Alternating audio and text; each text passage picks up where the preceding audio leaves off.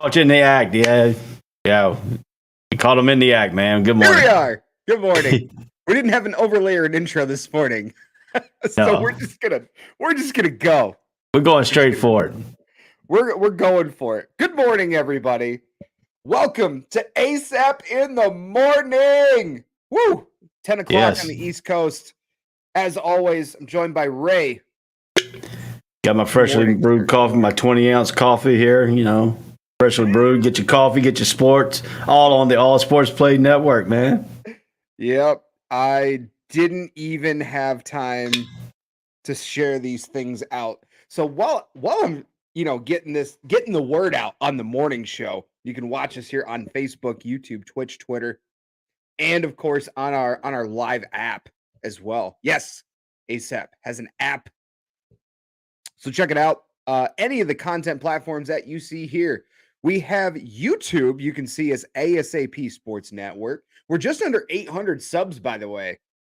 We're right knocking on the door of 800. So definitely go hit that like button, the notification bell, the subscribe button if you are watching on YouTube.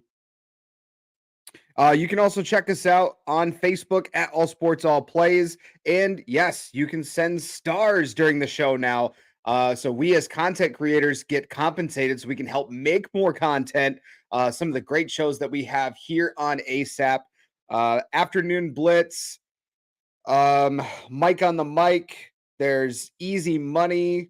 We got, of course, the ASAP Morning Show. You have Jags Nation. I'm missing a bunch. Red Kingdom, Horseshoe Talk. There's a ton. We have a lot of great content here. But that sending stars throughout the episode as well also help us tremendously. You can also find us on Twitter at ASAP Network 1 and on Twitch at ASAP Network. You can like, share, comment, and that all helps us out here on the stream. So let me take that out. But we got a handful of things to talk about today. First and foremost, today's Thursday, so that means Thursday night football is going to kick off tonight on Amazon Prime. I know you hate that. I know you hate it. Every time I say Amazon, you just start laughing. Oh, goodness. I just hope it's better than it was the last two times. I hope they figured it out. I'm hoping so too. Let me see here. I'm gonna toss it over to you for a few minutes so I can share this thing out here. And yeah, well we're also expecting a few others to potentially join us as well. Chris. I hope Chris comes in. I want his view on the Indianapolis Colts. Yeah, I mean, Are they struggling? Are they ready to get rid of the head coach and Frank Wright? I mean, dude, come on now. They supposed to have this dominant offensive line they got within 2 years of the last two drafts. They got these offensive linemen supposed to be dominating. They haven't even dominated anything. I mean, except for the first game. And then you got Jonathan Taylor's now injured. He's got a hurt ankle. Don't know if he's going to play. I got him on my fantasy football. He better play. I need him. I did not draft him fantasy this year. But I mean, look, they don't have Hilton no more at wide receiver. They got Pittman as their number one, who ain't the number one wide receiver. I'm sorry, Pittman is not a number one. They don't have a vertical threat. They have a statue quarterback back there who sometimes can get plays down. They win. They won one game out of their two, and they tied one. But, I mean, you got a fast defense, and like the Jaguars played against them, and you can get back there and you can frustrate them. And that's what he did. I mean, the speed rush got through there. The offensive line didn't protect. What's the issue with Frank Wright's offense? He's supposed to have a potent offense. I mean, look what he did in Philly, with Doug Peterson and stuff. But then he got a head coaching job at Indianapolis, and now he's just a mediocre coach. I mean, and I understand when you come to Jacksonville, Indianapolis, you don't want to come to Jacksonville because you haven't won in almost a decade. You're now going on 8 games. You might beat us in Indianapolis, but we're serving our home games. That's what I'm talking about. Most teams got to win their home games. If you got teams like Indianapolis who's struggling, they have to win their home games to protect their try to get into playoffs. If a team comes in there and steals a game from their home, then that puts a little bit more pressure because you got to go steal one game on the road. And what the Jaguars have done, they have taken on a road trip. They snagged one on the road, which was San Diego, which I had them losing in San Diego, but we know Herbert was hurt and all that, but and Allen and stuff like that. So they're San Diego's LA Chargers is now redirecting their ship up there. But if you look at what the Colts have done, is they're 1-2-1. And they were supposed to be them and Tennessee was supposed to be the first two favorites in the AFC South. Now you got the Jaguars tied with Titans for the AFC lead. So AFC South lead. So I mean, what's going on with the Colts? Did they go out and get the wrong quarterback? That's the first issue. What I think about the Colts is that they every year to year, no team, and we want to talk about, well, based on last year, they did this. So their schedule lines up like this based on people and teams from last year. And every year, you know just as well as anybody, every year's different. You know, you've got you could have some of the same continuity amongst your coaching staff, amongst some of your players. But every year plays out so differently. So the defense that was supposed to be really good this year, that was great last year, they're not as good this year. And part of that is also predicated on they were expecting that Matt Ryan was going to be able to push the Colts offense further than what Carson Wentz did. And Pride's joined us this morning. Good morning, Pride. 3 days in a row. This is so weird. It's great. This is weird, man. Morning show. Right? Like I thought this job would have me. Nah, bro. They sent me home early today. My boss looked at me. He goes, "Why are you here?" I was like, "Okay, cool, whatever. All right, whatever." He's like, "You're not fired, nothing. Just go home." And I was like, "All right, chief." They had me wake up at 4:00 in the morning. Oh, that's the worst. Oh my God. You know what else is the worst? Thinking Matt Ryan could do anything. Key. He's like, look, I don't want to call him a bum. But, Craig, let me just hop in here, please. I promise I'll let you go on your thing. Matt Ryan ain't that dude. Okay. He's an average quarterback who put up average stats. He had one. Yes, that's all he is. Like everything about Matt Ryan, there's nothing special about him. There's nothing extra he brings to the table. So now you're getting an older Matt Ryan, and you expect him to be able in his first year with the Colts to do anything. I would have kept Carson Wentz. Because, yes, there were some things what Carson Wentz could have improved on. But the biggest knock on him was his interceptions. He brought that down. Instead of going nuts and doing what he did before, especially in Philly, he would hold the ball for way too long because he would want that big play. He goes to Indy, and in one season, he changes that. He takes smart risks now, risks that he can deliver on. And he's doing everything right, and you move on from him to a Matt Ryan who I don't want to curse, so I'm gonna be a good noodle. This time I'm gonna try to go the whole episode. I slept up the first time. I think yesterday I gave up a little half. Yeah, 26 seconds. 26 seconds. Yeah, so you know what I mean. So, we're making progress. Yeah, we're making progress. But Matt Ryan is just average, right? You've seen him when he doesn't have a good team. He doesn't look good. He's not a guy who can carry a team, an organization. Yet you expected him to do more than you expected from Carson. That's bizarre to me. Mm-hmm. Especially considering now, look how Carson Wentz is playing. Carson isn't playing bad. He's really not. Imagine if you had that Carson Wentz on this Colts team. But no, they want to go to Grandpa's house. That's who they want to go to. And Pride, you and I have talked about this over the last couple of weeks, previewing, getting ready for the season. Carson Wentz didn't have a bad year in Indy last year. Not at all. He really He just had a bad game in Jacksonville. That's about it. And to be honest, and Ray, the entire team had a bad game. I think the only player who really didn't have a bad game was Jonathan Taylor. Defensively, horrible. The offensive line was horrible. Everyone, including Carson Wentz, was horrible. Yeah, and another thing too, Indianapolis went out and got all these offensive linemen in the last 3 or 4 drafts, supposed to be a dominant offensive line. They showed traces of it in the beginning when he first came in, but now they just can't block nobody. I mean, they're getting back there to the statue guy, and Ryan. Ryan just can't. He don't have time to try to pick you apart. If Ryan can, what Ryan needs, he needs more time, and if he gets more time, they can pick you apart. But he don't get the time because now they got speed rushers who are faster than the offensive line can get set up. So, bro, it's just it's to me this organization is going to like a whole nother degree. Remember how before they had a quarterback and then they would go crazy? They had the quarterback, they had the wide receiver. They knew what they were doing, right? But their line sucked. So they couldn't do anything, right? Now it's the reverse. Right? They have the players on the offensive line. They have the players. But now your number one receiver is either an old T.Y. Hilton or a Michael Pittman Jr. who's not ready yet to be a number one. Just yet.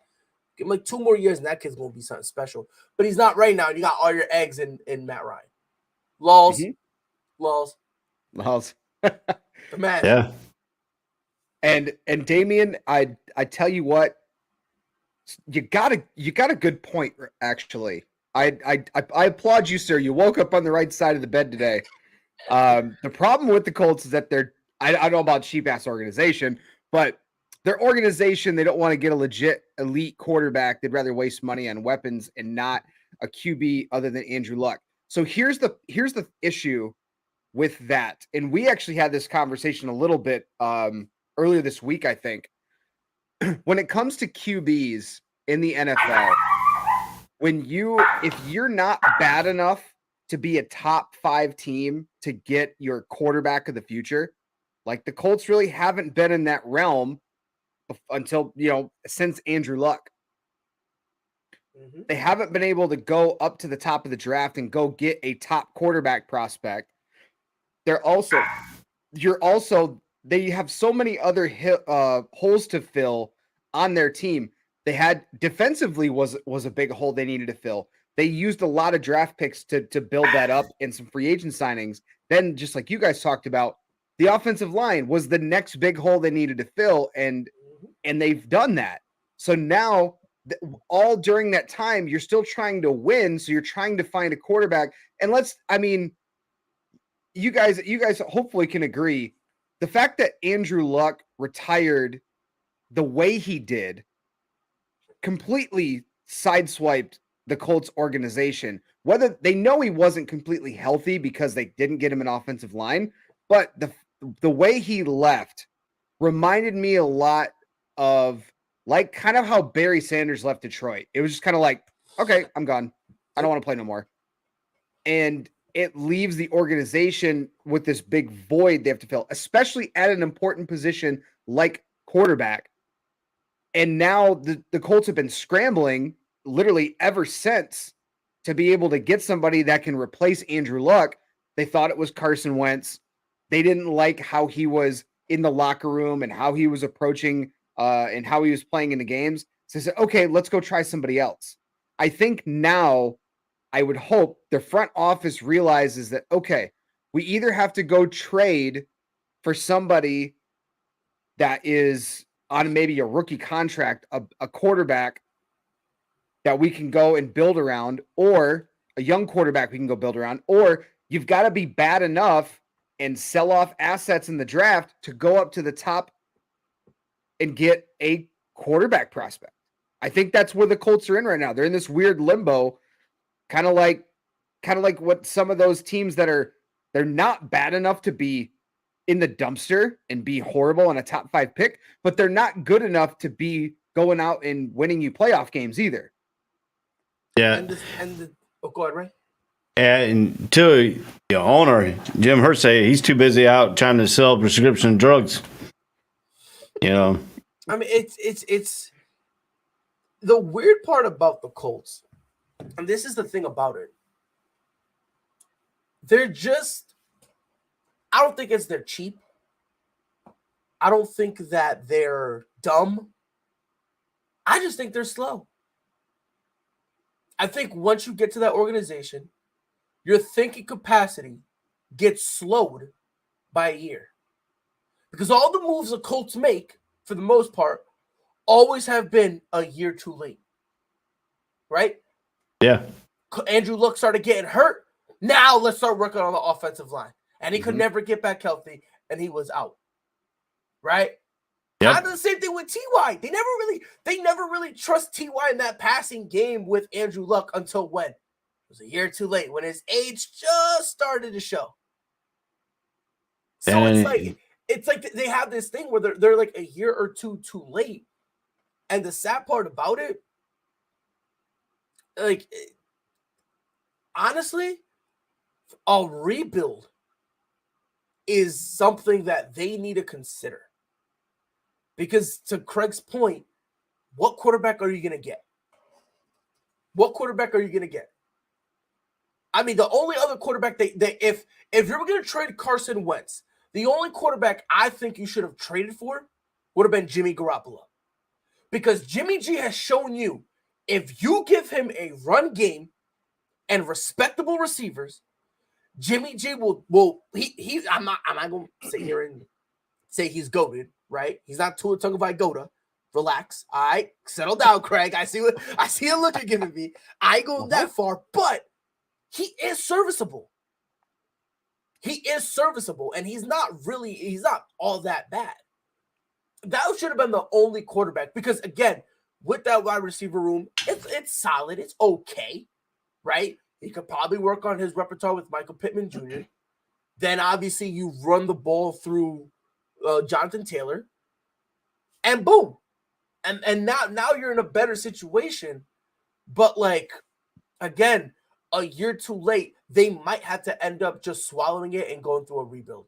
They may not want to. And it's a shame too, because by the time the rebuild is finished, guess what? Michael Pittman Jr. won't be there anymore. He won't be there anymore. And if you look at it too, T.Y. Hilton's gone. He's not even on the team. Yeah. Probably like he's a year or two, he's gone. He's gone. And then if you look at effective either. You look at the quarterback room. Nope. They have Nick Foles as backup quarterback. He's 33 years old with 11 years of experience, 243 pounds. And then you got Matt Ryan, who is 6'4", 37 years old, 15-year experience, played in 15 years. And then you got Jonathan Taylor, who's now got a high ankle sprain. He might not even play this week. I think those are two key things that you said right there. Nick Foles, 33, and Matt Ryan, 37. Where's the young QB that they're going to try to pass this off to? They don't have Sam Eller. Oh, Ellinger? Yeah, the second year out of Texas. He's 24 years old, 6'1". I'm aware. I kind of feel bad for him, because I remember he was so highly touted coming out of high school, and he goes, I'm going to go play for Texas. And like, Texas ain't been relevant in 20 years. And then he just kind of falls off the map. And now he's a 6th, 7th round pick. Yeah. In the NFL, and now he's like trying to just make. He didn't do too bad in the preseason from the little bit that I was able to watch of him, but when you've got that as your quarterback room, that like unless Ellinger is given the reins like next year, right? Because it'll be a second, third year. I think third year by the time. Yeah, the third. So unless they come out after this offseason and be like, hey, Sam Ellinger's our guy, and then give him the keys and let him take his lumps and figure it out. Unless you're doing that, what are you doing in Indy? Because you had Jacoby Brissett, but Jacoby Brissett, no offense to him, he's been a great quarterback in this as a backup in the spots that he's been in, but he's not been billed that franchise quarterback. He was I think he was supposed to be in Indy, and then didn't really play all that well. And then they kind of like, all right, you're not our guy, so we're gonna move on. But the thing is with that is like He had his chance. because you're saying about franchise quarterbacks. The part of me that's kind of hilarious about it, you're putting your franchise now in the hands of who? Matt Ryan. Yeah, 37-year-old Matt Ryan. So it's like, if that is your franchise quarterback right now, with all due disrespect, you need to get fired. You need to get fired. Now, Now, I got a question for y'all. When they went out and got Andrew Luck, they were in the battle with the Jaguars, the last place team, and Jaguars beat them the last game to give them Andrew Luck. Do they do the same thing this year and try to go get a quarterback that comes out this coming up year? No. Do you see them tanking again, trying to get that number one pick? I don't think so. Real quick, I want to shout out. I know we put it up there a few times. Dre saying, "What's up? How you doing this morning? Thanks for watching on Facebook. Hit that like, hit that follow, comment button. We appreciate it." And Taylor's rolled out tonight, so yep, Taylor's out. They had a great opportunity last year. Yes. Here's my thought for the Colts. They're in that weird limbo spot because I don't see them actively tanking unless you get to the very end of the season and you're like maybe a couple games out from getting a top pick. Then maybe you'll start to see guys like, hey, this person's on the injured list. They're out tonight. And it's just kind of like, he's hurt. He could play, but he's hurt. And they're going to just let him, just let him get healthy. Like if Jonathan Taylor, if they're trying to tank, Jonathan Taylor is going to probably sit the last couple games. But in the division, the way the AFC South has just played out over the last few years, you don't need to have 13 wins to win that division. So the Colts, hypothetically, are in it every single year. And even now, they're at 1-2-1. They're still in the mix for that division because it's still very early on. I don't like to throw out the ideas that guys our teams are tanking 4 or 5 weeks into the season. Unless you're just my Detroit Lions and then that you're just tanking, you're not even trying to tank by tanking. It's just really weird. It's really weird how that works out. But the Colts, I don't see them trying to tank if you get to the end of the year, but that's the next step is you got to decide, okay, where are we at right now? Week 16, week 17 in the standings. Where are we at in terms of getting a draft pick? And are there any guys out there in the quarterback class that we really think are, hey, that's our guy? Because that front offices are doing that all year round. That's a year-long process. And no, Damian, I disagree because the Lions are not going to draft a quarterback this next NFL draft. Probably not. They won't. Probably not. The only way I think they do is if it's a situation like what happened with Justin Fields, where like it's just dropping and dropping and dropping and dropping. Because the Patriots were going to get Justin Fields until the Bears kind of traded up. So I think for me, I think that's where the Lions are. Where if a quarterback comes to us in the middle of the first, because I think you guys are going to be a middle first round pick. That's what I think. Yeah, I still think they're a 6-win team, and I know it looks bad right now because there's 1-3, but you still got a lot of games left. I didn't have high expectations anyway. 6 wins, I thought is a good improvement of having 3 wins last year. It's a good steady improvement. Yep, and that's why I'm saying like I think if one of those like a CJ Stroud somehow falls to you guys, or maybe more accurately, Stenton. Benson from Georgia, maybe if he falls to you guys, a situation like that, I think then you guys will get a quarterback. But in terms of actively looking for one, I don't think so at all. I think they just continue to build what they have and go from there. And if a rookie quarterback falls on their lap, we'll take it. They could also take the Broncos route and just end up trading for a quarterback later down the road. I'm glad you said that because that to me is a Jim Irsay move. Why did they go out and get Matt Ryan? They thought they did the Joe Flacco thing the They Broncos want to did get years fired. ago. That's why they traded for him. They did what the Broncos did a few years ago, and they're like, we're gonna go get Joe Flacco. We're gonna go trade for him. He won a Super Bowl in Baltimore. That's gonna be our guy. Jim Irsay just did that with Matt Ryan. So, but that's a Jim Irsay move. He's kind of like he's a very poor example of trying to be like Jerry Jones. Like he tries to get involved and he tries to make those big splashes, but they just don't work out for him. But I think that's what Jim Irsay would do is he would probably go after. I wouldn't be terribly surprised if he does try to go after the like the Jimmy G's of the world or whoever right now. He would probably go out of his way to go get Cooper Rush. Like that's the type of owner that he would be. Like that's what he would do. I feel like, but that's kind of where I know we've been kind of on this train here, but I think that's the next big pivot point for them in how to fix this organization. You have to have a young quarterback that you can build around. And right now, obviously, they're trying to go with the they're doing what the Red Wings used to do at the tail end of their 26-year run making the playoffs every single year. They would go out and just try to get these old aging veterans and like, hey, we're just going to reload and add these experienced veterans to help us with our playoff push. But eventually that backfires on you. And that's what's happening to the Colts now. They thought grass is greener on the other side. Let's get rid of Carson Wentz. We're going to bring in Matt Ryan. He's been to a Super Bowl. Like he's been a Pro Bowler multi times, and he's going to be the guy to lead our offense. And right now you're seeing, you guys touched on it. I'm not going to rehash it. He's not been that good through the first 4 weeks of the season. Yeah, and let's pivot our point over to the Denver Broncos and Russell Wilson. Is the struggle of the Denver Broncos on Russell Wilson or on the head coach himself, Nathaniel Hackett? Go ahead, Pride. I think, all jokes aside, I think it's a combination.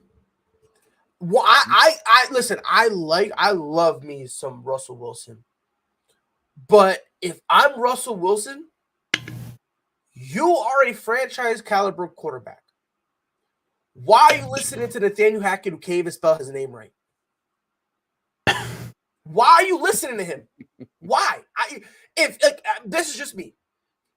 If Nathaniel Hackett tells me we're kicking a 64-yard field goal, I am punching him in his face on the sideline.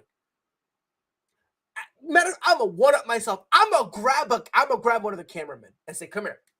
I want this one." And I'm gonna go, "Broncos country, let's ride." And I'm just clocking him. That's it. I'm piecing him up, right? Because Nathaniel Hackett is an idiot. He's not good. He's not a good offensive coordinator. He's not a good head coach. I could look like a phenomenal offensive coordinator if I have a quarterback like Aaron Rodgers. If I have a guy like Aaron Rodgers, and then I'm not even really calling plays, it's everyone else around me, and I just have the title, I would look nice too. So Nathaniel Hackett is horrible. But again, Russ, you need to step up and say, hold on, timeout. Y'all were a quarterback away. Now, I'm not saying you're going to bow to me, but we need to have some conversations here because kicking a 64-yard field goal is unacceptable. When we're 4th and 1, you take the ball out of my hands. That's unacceptable. Mm-hmm. That is unacceptable. Because people want to go, oh, what happened last time he was on the goal line? He threw it in the Super Bowl. That's what everyone wants to harp on. Now, holla at me about all the clutch comebacks Russ had. Oh, wait, no one knows about him because you don't want to talk about it. Right. So it's this weird thing where, yes, I have to blame. Russell Wilson needs some blame because there are times where like he hears the play call and he looks completely unengaged. And he's just like, whatever. And it's like, Russ, I need you at 110% because you're getting outplayed right now by Geno Smith. Mm-hmm. Let that sink in. You're getting outplayed right now by Geno Smith. He definitely needs to step up. Nathaniel Hackett needs to get fired. Here's my thought process with the Broncos. And Oh, Ray, Bruce, they- you're a big stat guy, so I know you're gonna appreciate some of this stuff here. I look at the Denver Broncos passing offense and their rushing offense. I look at what are the yards per attempt, rushing, passing, and how many attempts have you done each of those things, right? So the Denver Broncos right now through 4 weeks are 20th in the NFL in passing attempts with Russell Wilson as your quarterback, and your yards per attempt are only they're 7.5 yards per attempt, which is tied for 8th in the league. So that tells me that when you call up passing plays, you're trying to push the ball down the field. You're not trying to check down all the time. So why are you not utilizing Russell Wilson more of that? because he's dumb. Right? So part of that I think goes into play calling, but I know it's situational too. And Denver could easily have started the year 3-0, right? They should have won that first game, or at least give Russell Wilson the chance in your first game of the season. It's the guy that you went and sold, what was it, 5 first-round draft picks, Noah Fant, who was your top tight end, and a few other pieces, including Drew Lock. And you bring him in, pay him then a huge extension, and you're not going to utilize him in the fourth quarter in crunch time when you're just outside of field goal range. And it's like you're in that weird area of, should I go for it or should I kick it? And it's a little head scratching. So I'm with you. I don't know about firing Nathaniel Hackett right now because it's just 4 weeks, but I don't think his tenure is going to last long if he continues on this path, because Nathaniel Hackett's also shown as an offensive coordinator. Ray, you can probably attest to this. Nathaniel Hackett hasn't shown a lot of competency as an offensive coordinator either, especially in Jacksonville. It was such a huge head scratcher. No. So that's what I look at is they're utilizing Russell Wilson so minimally, but when they do, they're top 10 in the NFL in yards per attempt. So like they're pushing the ball down the field. You're just not calling enough plays for him. Well, too, if you look at some of their play calling, they're doing that stupid wide receiver screen that he did in Jacksonville. He's still doing it up there in freaking up in Denver now. But not using Russell Wilson to it effectively is sometimes you need to roll Russell Wilson out. You need to have him roll out so he can either pass, run type option because he's getting hit in the pocket. Now they lost Jawad Williams for ACL. He tore his ACL last game. So now they lost him for the season. He was the most productive back they had. He had 47 attempts for 204 yards, 4.3, and the 17-yard was his longest. But he only fumbled once and lost once. Yeah. But now they got to turn to Melvin Gordon III, who has fumbled 3 times and lost 2 of them. He fumbled, Yeah, I feel so bad for him. Javon Williams was their starting running back, and he was the guy that was supposed to take over. Yeah, his fair share of the carries, and now going down with an injury like that's going to be a huge blow to the Denver offense. But I love what you mentioned there, Ray, because you said he takes sacks and they don't get him out of the pocket. Denver has taken the 8th most sacks in the NFL right now through 4 weeks. And when you've got a mobile quarterback like Russell Wilson, how are you not dialing up plays? If your offensive line is struggling, how are you not dialing up plays to get him outside the pocket, get him on the move, allow him to make plays and extend plays like he did in Seattle, and allow him to go do his thing? I can explain that because Nathaniel Hackett is using the Aaron Rodgers type offense, and he's not that type of quarterback. Russell Wilson needs to get out and move his legs. He needs to get out and be.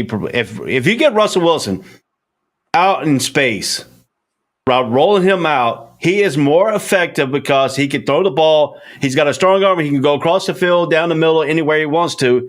And he don't utilize that. They're making him look like a statue back there. He's not comfortable at all back there. Even Russell Wilson said that he's still learning the terminology in this thing. And here's a statement from Russell Wilson. Obviously, it's a new, different environment, different challenge, everything else. But But I think what it made it so great here, me for personally, is my teammates. But he's not getting Judy. Judy needs to get involved. He's not getting involved. If you look at Judy's stats right now, he's played 4 games. He's caught 11 passes. He was targeted 21 times. He has 183 yards and 16.6 is his longest. He's not pushing the ball. And then you got K.Y. Hilton, who's on the Broncos now. Hitting, who has he got 3 targets, but he's got 86, but he's got the longest. And then you got Kelmer, who's got 55 yards on 1 catch. But they quit going to him. The thing is, Ray, it's hard to go to Jerry Jeudy when you're not throwing the ball. Like, that's the part that blows my mind. And watch. They just lost their number 1 back. How much you want to bet in the next 3 weeks Nathaniel Hackett's going to run the ball more than he's ever ran before in his life? That's how stupid he is. He's a moron. He doesn't know what he's doing. He's an idiot. Dude, what's he going to run with? Melvin Gordon, you got to worry about his ball security. Forget ball security. Worry about his health security, because in two snaps, he's going to be out again. That's why he couldn't get that big contract over when he was with the Chargers. The reality, this is the thing about Nathaniel Hackett, man. And he's just not good. Like, you, I think, Craig, you asked, like, how are you not getting Russ involved? Simple, because he's an idiot. Any other head coach would look at Russ and go, I know what he's good at. We've seen him. We've seen him. We know what he's good at. We know where he'll excel, and we know where we can basically get the best of him. Mm-hmm. This is what you need to do with him. We have Jerry Jeudy. This is where he thrives. This is where we can shine all his greatness and hide all of his weaknesses. We can do that. That's fine. Nathaniel Hackett sees that and goes, I know what to do. The exact opposite of what I'm supposed to do. This guy is a moron. And it's weird how everyone wants to blame. All the blame is going on Russell Wilson. And does he deserve some of it? Yes, he does deserve some of it. Because like I said, he needs to go to Nathaniel Hackett and say, why are we doing this? Why are we running the ball? It's 3rd and 16. It's 3rd and 16. And it's 3rd and 16. You want to do a quarterback sneak. What brain dead stuff are you going on about?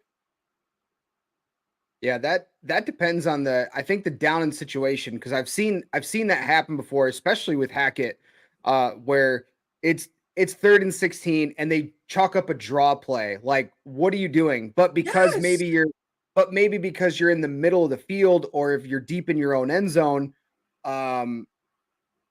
then maybe it's for you're playing for field position and stuff like that. But still, that doesn't change the fact that, yes, should they be trying to push the ball down the field a little bit more? Yeah, absolutely. You've got Russell Wilson, and I know Damian had just asked a question here for us. Is Russ past his prime and starting to be overrated because he had a few seasons of not looking so good? It's no. I don't think that. No, stop it. Stop lying to yourself. It's not a few seasons. It's not a few seasons. People look at last season and pretend that's how he's been for 5 years. Do you want to know why he was like that? He was hurt. He was hurt and rushed back. Yep. So if you want to say last year he struggled, okay, fine, cool, whatever. Because again, if he wears the jersey, he puts the jersey on his back, and you're out there, doesn't matter if you're hurt, you're still out there and you felt like you were good enough to still perform. Fine, cool. Stop pretending this has been him for 3, 4, 5 years. Knock it off when he's been in the MVP conversation even last year. Idiot. Even through last year. See, Russell. Even last year, like before he got hurt, everyone was like, man, Russ is in the MVP conversation. Then he gets hurt. And then that's when people forgot about him. Yep. Go ahead, I'm sorry. I have seen Russell Wilson play when he was at NC State. He played against my college team in North Carolina Tar Heels all the time. He beat them all the time because What NC State did was play to his weapon. His weapon is rolling out, playing with. He can either pass or run option type deal. That's his biggest plays of his arm. He did it at Wisconsin. He did it in Seattle, and now he gets in here to Denver, and now making him turn into a statue. Russell Wilson is not a pocket passer. Russell Wilson is your double threat quarterback that usually utilizes his legs and his arm. And teams are not respecting that no more because now they make it. Nathaniel Hawkins making him look like a statue back there, so they're running blitz on him, and he's not getting out of the rain because the plays that he's calling for is not making him roll out. It's not making him get away from the pressure. And then they don't have the running backs now that can pick up the blitz because Melvin Gordon, when he's in the game, they're going to blitz him, and he's missing every blitz to come up the middle. No, you cannot rely on Melvin Gordon to pick up a blitz. They're going to have to because Jawad Williams is out. Well, Javonte Williams going down definitely hurts. But so the next person and next man up in that category for the Denver Broncos is Mike Boone, who's a fifth year running back out of Cincinnati, who's only had 3 attempts all season. Mm-hmm. So you're basically going to rely on a guy who's you haven't utilized much so far this year, and even career, he's only got 400 yards in his entire career. You gotta rely on a guy that's unreliable.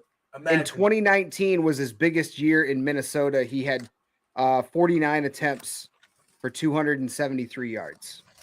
So a guy that hasn't been a starter so far in Minnesota or in Denver, you're going to be relying on him to help share, or maybe be that guy who's going to try to pick up the blitz because Melvin Gordon is going to struggle with that. Melvin Gordon's going to struggle with ball security and everything else, too. I mean, the dude's fumbled 6 times. He fumbled 3 times. He lost 2. They're projecting him another fumble in this ball game. He's at least to fumble the ball at least once, maybe every game, maybe. So far. Yeah, so far. But then they have a bunch of stuff that you got play options for wide receiver running the ball. I don't know why wide receivers are running the ball. I mean, some of them ran, you got 1, 2, 3, 4, 5 wide receivers that ran the ball. At least one time. I'm okay with that if they are guys like, say for instance, you've got your return guy, and he's a wide receiver, and you're trying to get some plays dialed up for him, so that way he can try to make some plays in the open field. I'm good with that. Well, I mean, Washington not relying on it. Right. Washington did it. He's the best one out of all the wide receivers who did it. He did it one time. He attempted one. He had 19 yards on that one rush. And then they did Sutton one time for 5 yards. Judy one time for 1 yard. And then Beck, the tight end. They even ran the tight end for -1 yard. Generally, that's short yardage situation there. No, that's brain dead. Stop it. Craig, you're trying to be too nice. That's brain dead. It was -1 yard. A big tight end running the ball -1 yard.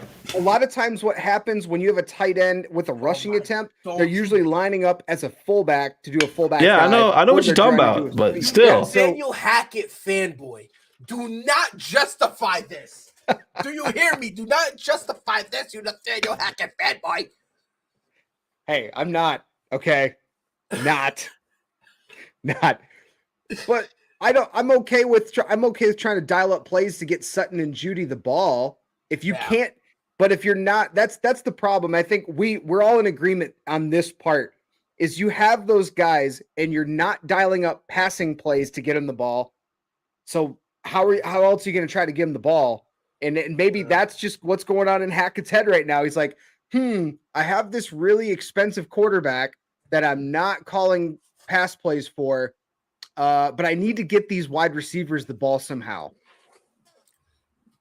Still, in the NFL football, you can put the wide receiver in motion, run that flare thing for eye candy. It might work. or you can hand the ball to them on one time. It might work at least one time. But the NFL players are so smart on defense, and defensive coordinators said, you're not going to run that play on me all the time because wide receivers are not going to run some of the defensive guys if I'm breaking some of the defensive guys free.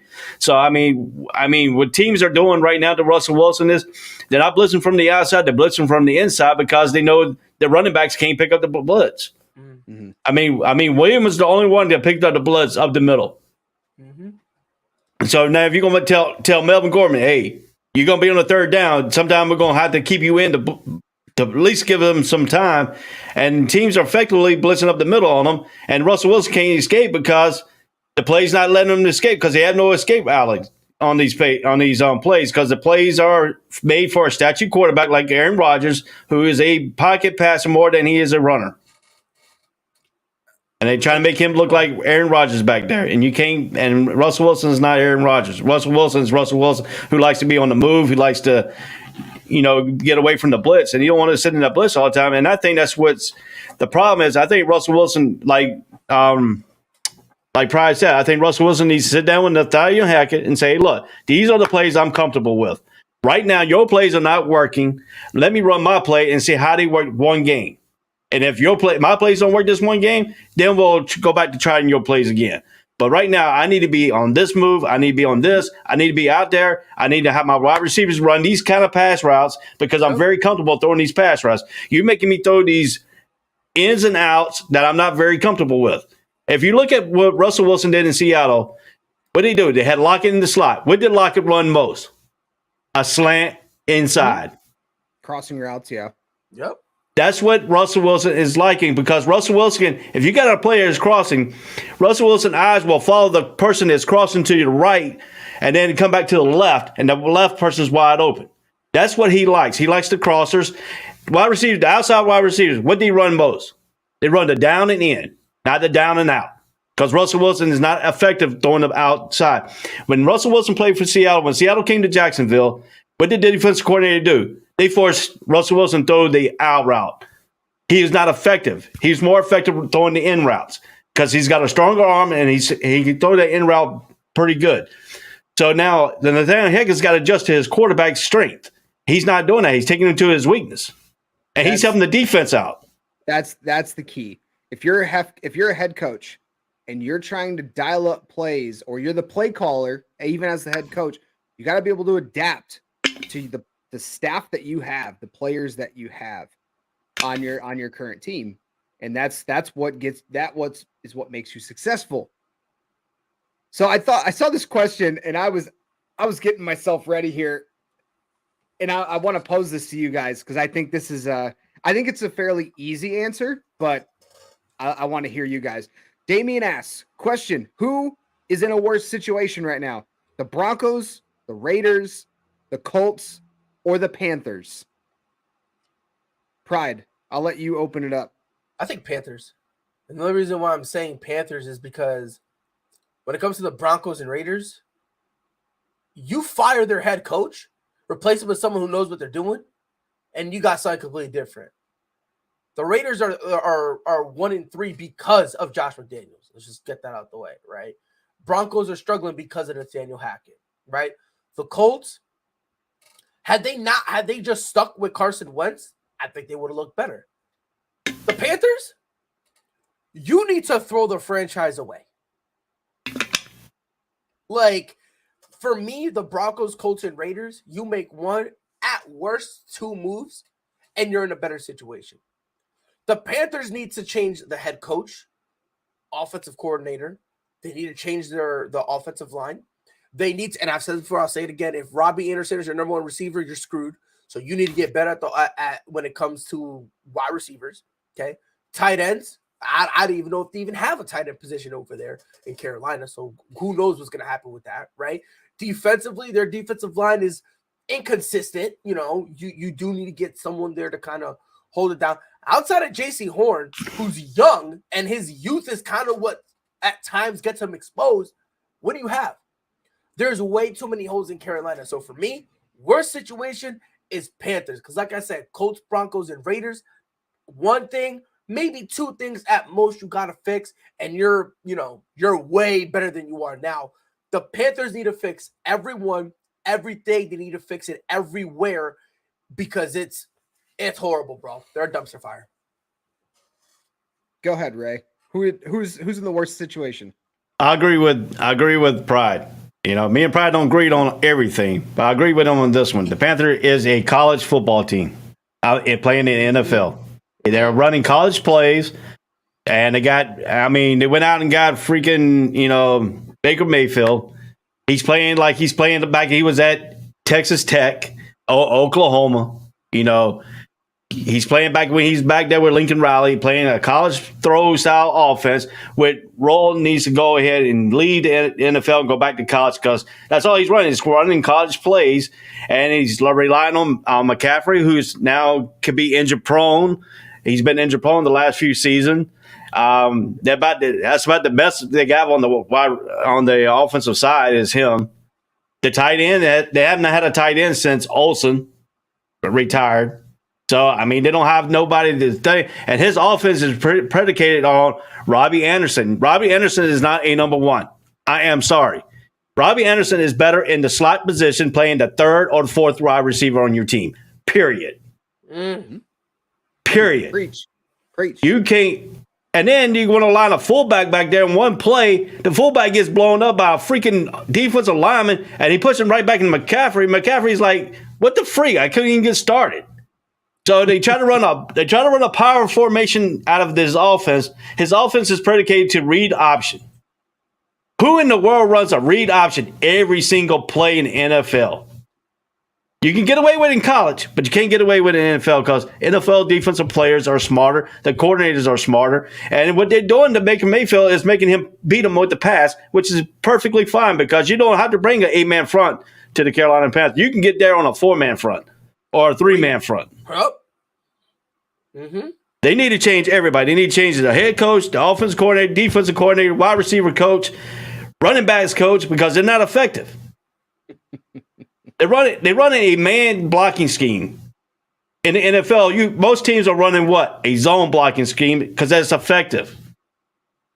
But you run a man-to-man and you got your center going up against a freaking nose guard and the nose guard is lined up on top of you, and you can barely get the ball back there without trying to throw it over Baker Mayfield's head. And that sets your plays up wrong. So the Carolina Panthers are in worse shape because they have nobody. You can take the head coach away, and you still ain't going to have nobody. Mm-hmm. It's unfortunate that we all agree on this topic. But I look at it from a slightly different perspective. If I look at, we already talked about the Colts, right? I'm not going to rehash all that. The Broncos, we've already kind of talked about. They have weapons offensively, defensively. Take the coach out, swap that out, and even they're in a tough division along with the Raiders, right? So the Raiders are in such a tough division that I think it's not the worst situation of the four, but they're probably number 2 because you've got Josh McDaniels, who is he's still struggling as a head coach, like still struggling in his second stint as a head coach. And they've had a tough schedule already. They've played against the Chargers, the Cardinals, and then the Broncos, right? So they finally got their first win against the Broncos, but the Chargers and Cardinals are 2 teams that are supposed to also have high-powered offenses, and that's what the Raiders do. They're trying to outscore people, and hopefully other teams won't be able to keep up. So that's why I think the Raiders are kind of a somewhat number 2 right here. The Panthers, if you look at their division, okay, I'll look at that as the big picture. If you look at their division, outside of the Buccaneers, who are probably going to take a decent step back this year or after Brady finally retires at some point, the 3 other teams, or the 2 other teams that oppose them, Falcons and the Saints, neither one of them are in a position to take the division. Maybe the Saints because of defensively, but you got Jameis Winston as your quarterback, and that's not the answer. So the Panthers, you guys hit it all on the head. I want to throw something out here real quick because you guys would take this and run with it. Matt Rule, in 2 full seasons, 5-11, 5-12. He's 11-26 through 37 games as the Carolina head coach. And his offensive coordinator, Ben McAdoo, someone who also has struggled as a head coach and as a play caller. So when you've got that, you don't have an answer at quarterback. You have a banged up running back. You have a tight end that nobody's heard of in Ian Thomas. You have DJ Moore, who is supposed to be the number one, but can't get open. So he can't get open, and he's not getting plays dialed up for him. Robbie Anderson, Ray, you made a great point. He's a second or third wide receiver, but you got to move him around, play him in the slot. He's not an outside receiver. The defense was supposed to get better, but you've got all these different components working against you in Carolina in a weak division. That's the worst situation right now of these four teams. Now, let's take it back to the Raiders a little bit here. Did the Raiders make a mistake and go after Josh McDaniels after Rich whatever his name is, last name is Bisaccia, who had the team playing pretty good last year? Oh, do you think the Raiders? You think the Raiders? Yeah. You think the Raiders players are descending against the ownership of this, and they're not playing for Josh McDaniels? No. Well, no, because they asked him if he wanted the job, and he said no. Before they went anywhere, they asked Rich, "Do you want to be the head coach?" And he said no. He didn't want to. So he turned that down, and that's why they ended up going and looking elsewhere. They gave the opportunity, so I don't really think there's any dissension. If anything, there's probably some players trying to convince him. So I wouldn't necessarily say dissension, but I think there's some guys trying to say, "Yo, Rich, just give it a shot, bro. Come on, if it, next time it comes open, go back in there." Because remember, last year, we had something. So maybe I wouldn't call it dissension. I would just call it them trying to convince him. Because to be honest, I don't think this is just me. I don't think they cared who came in as head coach. I don't think they cared. The Raiders cared. I don't think the players cared who came in as head coach, as long as it was someone that wasn't going to be John Gruden. I think that really was the only thing. As long as you're not John Gruden, we don't care.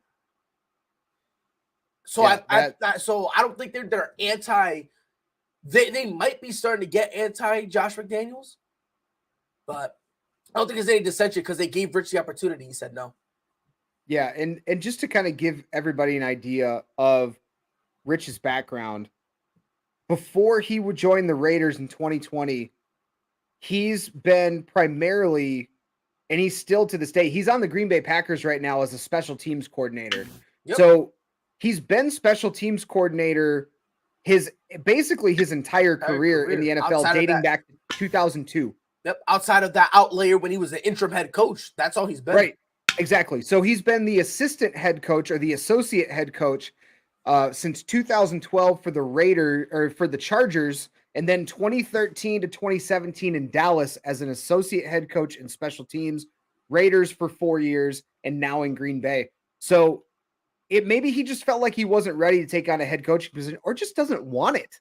Mm-hmm. But how I look at that is, could they have gone in a different direction from Josh McDaniels? Yeah, there's hundreds of options out there. However, if you're the Raiders and you want to make a big name, a name splash, what other names are you going to pick from? I think they didn't go wrong by going Josh McDaniels because there weren't a ton of other options out there that might want to come to the Raiders. But Josh McDaniels, coordinators out there. I mean, Josh McDaniels gets his name because he had Tom Brady on the New England Patriots. And that's where he got his name from. Yeah. And I mean, and there's nothing wrong with that. He was how many times you think it's effective that he called a play and Tom Brady changes at the line of scrimmage? Irrelevant. I think at least 70% of the time. Yeah. I think at least 70% of the time. I think the other 30 was like situational spots or situational plays that Brady would be like, all right, I probably would have called that too. There's two components to that too, though. You got the play call. Like if you have if you have Tom Brady as your quarterback, are you going to tell him, hey, you're running this whether you like it or not? No, you're not going to do that. So if you're Josh McDaniels, of course, if you have a guy like an Aaron Rodgers, or let's even say, yeah, like Aaron Rodgers calls his own plays, Brady calls his own plays, Peyton Manning called his own plays. If you have those guys, those are elite level talents. You're going to work with them. Hey, what works? Now we're getting back to the Nathaniel Hackett thing where he's not that type of coach to be like, hey, what works for you, Russell Wilson? Let me go. Let's work with you. Josh McDaniels was doing that when he worked with Brady in New England. I cannot fault him for that. So I don't blame him for that. I don't think that's an indictment on the fact of his ability to draw up plays and play call. You got to also have the right personnel. When he was in Denver, you had Tim Tebow as your quarterback. Yes, he drafted him. That was stupid. But even then, you gotta work with the personnel you have, and none of those guys, and even David Carr, or it's not David Carr. I did it again. Carr. Derek Carr. Thank you. I keep thinking David Carr, his brother. But yeah, he's on TV. Yeah. Even Derek Carr is not on the same level as Tom Brady. So it's going to be a little bit more of a challenge. You got to get more creative. Is it failing on him right now? Yeah, but so is the defense. There's a lot of different things going on there. But I mean, too, he had a head coaching job at Denver. He didn't. Yep. Usually, when you have one head coaching job, you'll learn something and come back a little bit different. This team in LA and Las Vegas right now, it looks just like the Denver team that he coached up in Denver. He didn't learn nothing. He hasn't changed anything. He's coming back with his same philosophy. The same philosophy that worked in New England is not working with other teams. Sorry. And then he'll get honestly, fired. I don't even think it's philosophy. I just think it's the person behind the philosophy. Because you know who else tried to bring that same philosophy when they were trying to be a coach? Craig, you know this. Matt Patricia. Yeah. I don't want to talk about it. He tried to do the Matt same Patricia thing. And everyone looked at him like, dog, look, you can call defenses. We'll give you props. Settle down, bro. You're not Bill Belichick. Relax. Even then, Matt Patricia couldn't call defense because we had the worst defenses in the NFL when Patricia was here because he sold Darius Slay, one of the best corners in the NFL. He sold him for a bag of chips because he's like, I don't like you. You're not good for our locker room. No, Matt Patricia is extremely toxic. He's the reason why the Lions were terrible. Part of it, because he sold off good players for nothing and then drafted with Bob Quinn horribly. Matt Patricia is extremely toxic. There's no, I'm very surprised if he gets, he got another opportunity as a coach because of how badly it went in Detroit. But he tried to impose his will on his front office staff and on his team. And it didn't work well because he's a tyrant. He's trying to be a tyrant, and that's just not working. So Josh McDaniels trying to do what Ray you're talking about. He's trying to do the same thing he did in Denver, or at least something that was working for him in New England. The way things work in New England under Bill Belichick do not work everywhere else. And that's the problem that all these coordinators, even go back to Romeo Crennel and Weiss and all those other guys that tried and failed as head coaches because they weren't working under Bill Belichick, who just for whatever reason, he's a magician, man. He just pushes the right buttons. Yeah, and the thing is what it is for Bill Belichick is like he does it to everyone. So I feel like it's kind of the same thing with Greg Popovich, right? Like if you yell at your best player, even the worst players will go, oh, he coming at Tom real hard.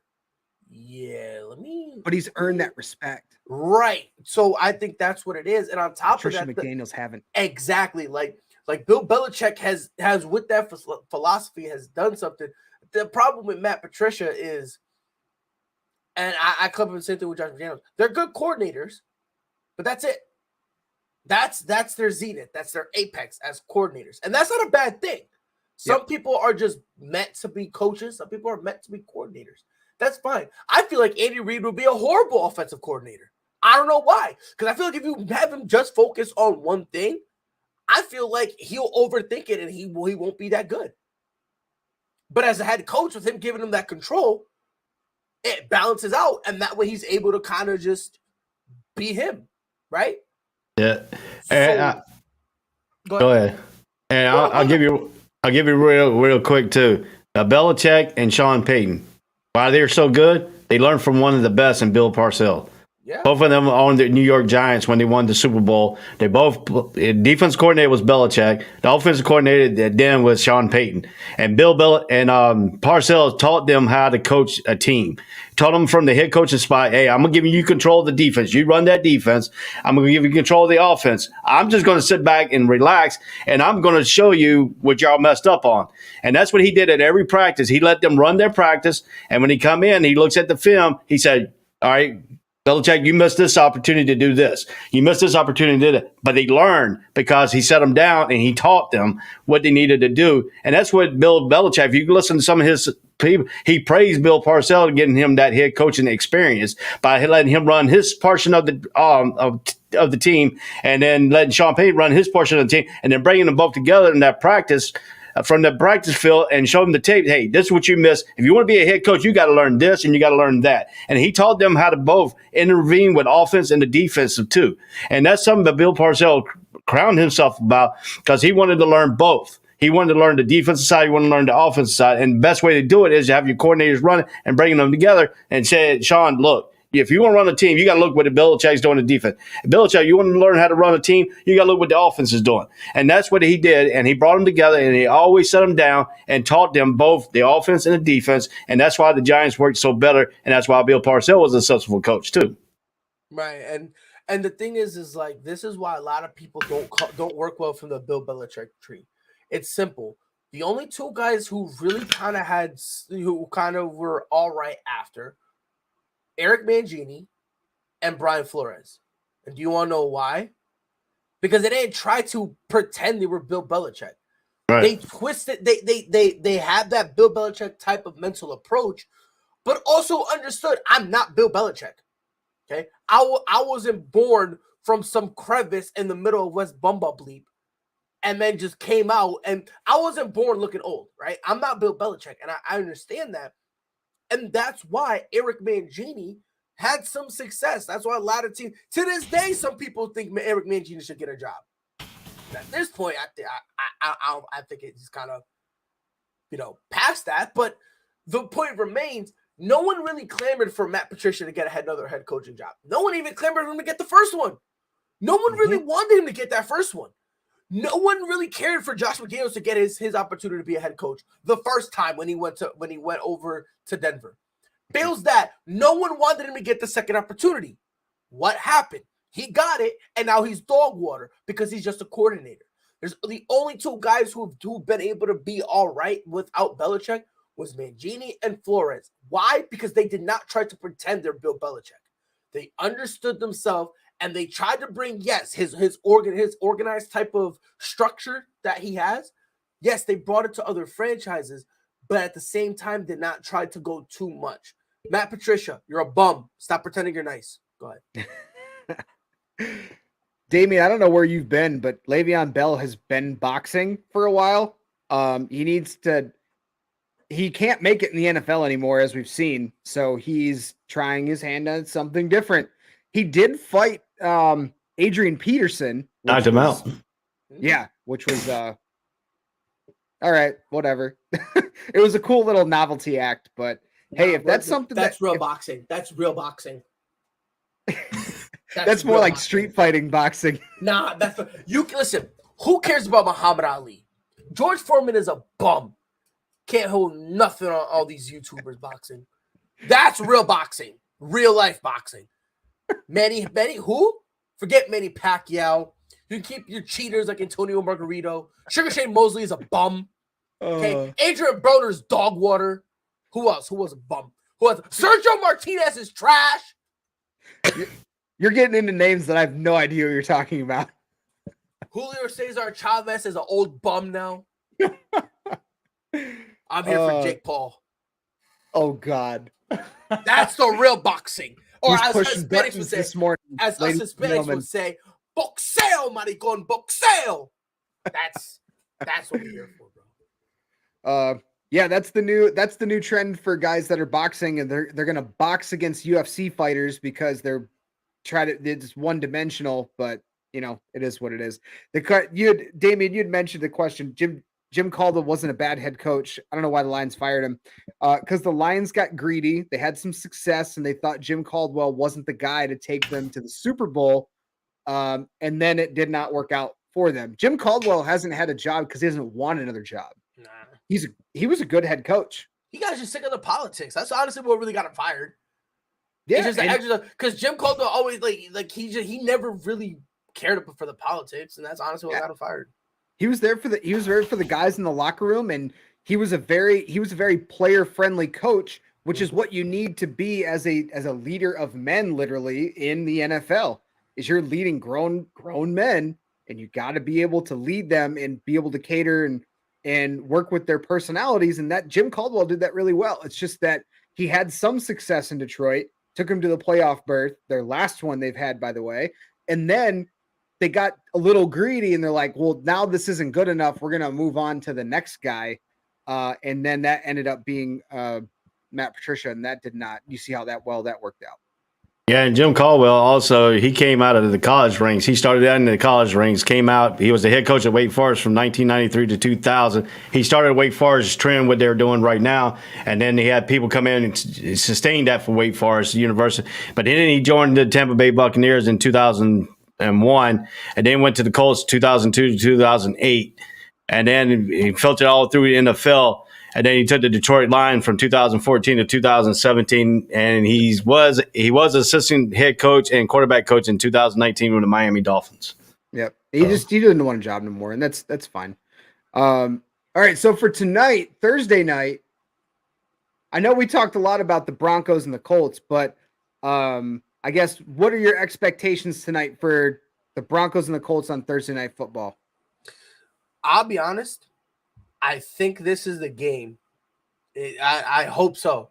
This is a game Russell Wilson tells Nathaniel Hackett to shut up and starts playing how we saw him play in Seattle. I feel like this, if he doesn't do it tonight or tomorrow night, no, tonight. I don't know what day it is. I'm stupid. I didn't go to college. If he doesn't do it tonight, I think it'll be too late. Because if he doesn't do it tonight, they could potentially lose. And if they lose, all the energy, the excitement, it'll be officially gone. It's been dissipating throughout the week, but I think if they lose tonight, it'll be officially gone. And it's for Russell Wilson's sake, I hope he's able to say that to McDaniels, to Hackett. And yeah, I don't think it'll be a low score. I think it'll be bloody. I think it's gonna be like 32 to like 10 or something like that. The Broncos winning.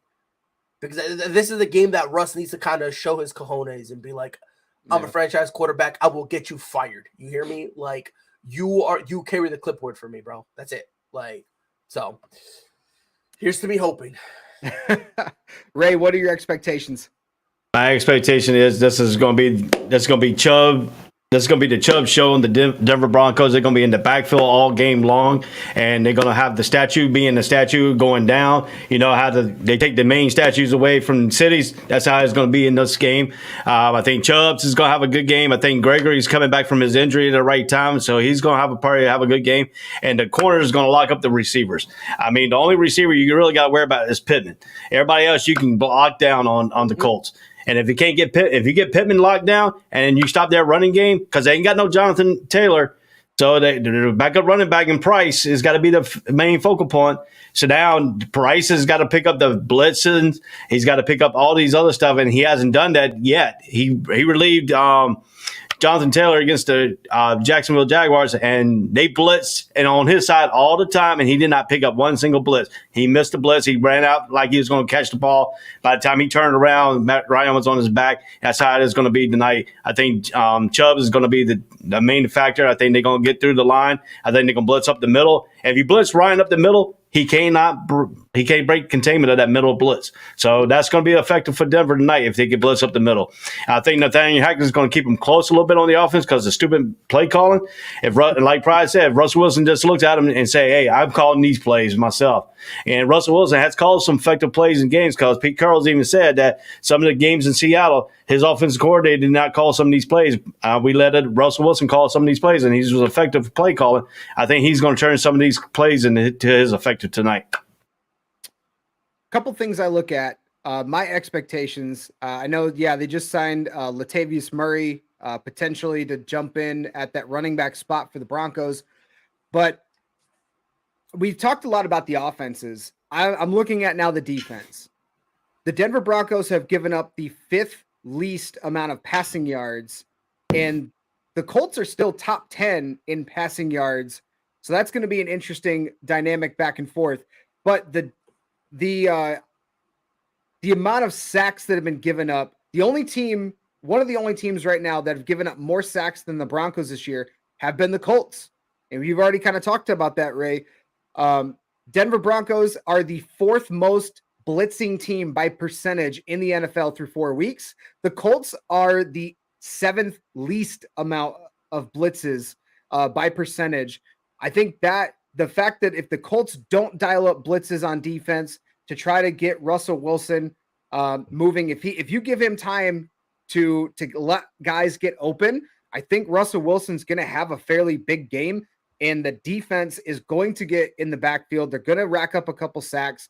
I think Denver, it probably will be a close game throughout the first 2.5 quarters. Denver, I think, pulls away. They win by like 10, 13 points maybe. Because of that defense they're going to be eating lunch in the Colts backfield all day, or I should say all night. So I look at those couple different things with the Denver Broncos defense. They've been holding strong. Yes, Nathaniel Hackett has made some really questionable decisions calling that offense, but I think this is a week. If Russell Wilson is going to dial it up, if he's going to hit his stride on offense, I think this is the game that he can do it, because you're down your starting running back. They're not going to utilize Melvin Gordon a ton. I don't think Latavius Murray is going to get a ton of touches, maybe some goal line carries if he does even like suit up and get on the field. So that means they're going to have to dial up more passing plays. With no blitz coming from the Colts, hopefully you're going to have all day to throw back there, and Russell Wilson should have a pretty big game. So I got the Broncos, let's say, I think 35-24. I got the Broncos. I got the Broncos 52-10. 52? Wow. Yeah. Woo! Russell Wilson's gonna have a field day. He's gonna tell Nathaniel Hackett to shut up and let me run this offense. Wow. That's a bold take. We'll see. We'll talk about it tomorrow. You'll have to, boy, because golly.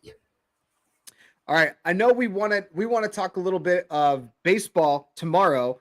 The wild card's going to start tomorrow. We kind of touched on it the last couple of days. We'll dive into that a little bit more tomorrow. But an interesting story that I saw this morning that really just kind of posing the question to you guys.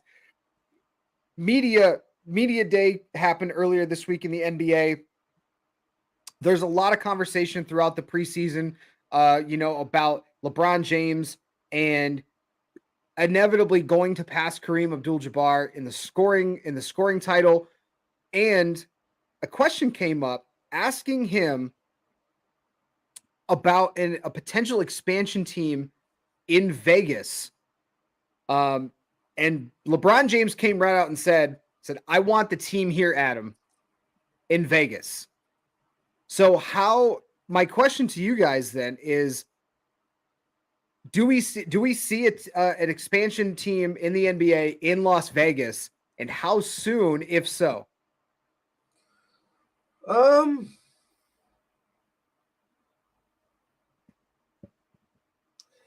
It's a tough question, I know. Because here's the thing, I know there's going to be an expansion because the NBA and the NFL, they've both been talking about this for a while. But the problem, like what? At least 3 years. No, I think it'll be within 3 years. I think it's going to be within 2 years, but it's going to be 3 expansion teams. One's going to be in Vegas, one's going to be in New Mexico, and the other one's going to go overseas. One of the places overseas. Like, yep. He said New Mexico. Yep. New Mexico, yeah. Or in Mexico. He said in Mexico. In Mexico, like the country? Yeah. Like south of the border? Yeah. That's what he wants to do. Where Mexicans are? Yeah, that's what he wants to do. Where like you gotta go through Mexico to go to Brazil?